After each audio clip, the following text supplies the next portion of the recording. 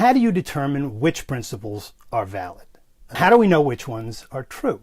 Here it's helpful to go right down to the most fundamental principles, the principles that are self-evidently true. And these are often called the axioms of philosophy.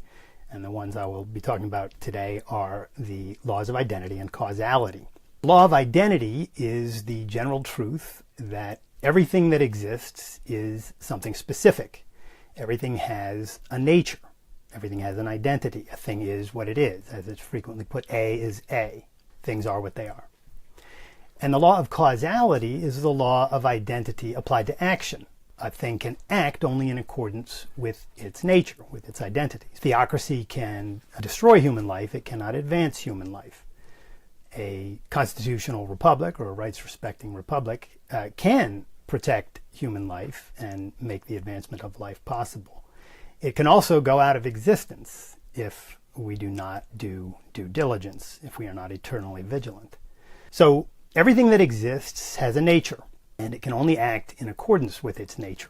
And those are the most fundamental laws of reality. These do not need to be proven because, as Aristotle pointed out, if you attempt to deny these laws, you actually reaffirm them in the process.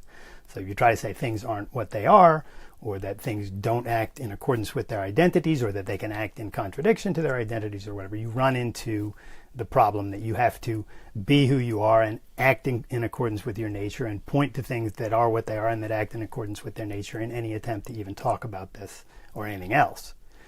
So this is the bedrock of principle.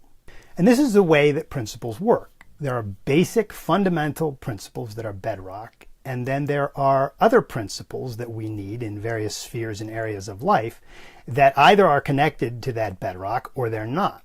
If they are connected, then they're valid, and then the question becomes, how do we apply them, which is another question. And if they're not valid, then we shouldn't be embracing them and using them as guides to thinking and acting.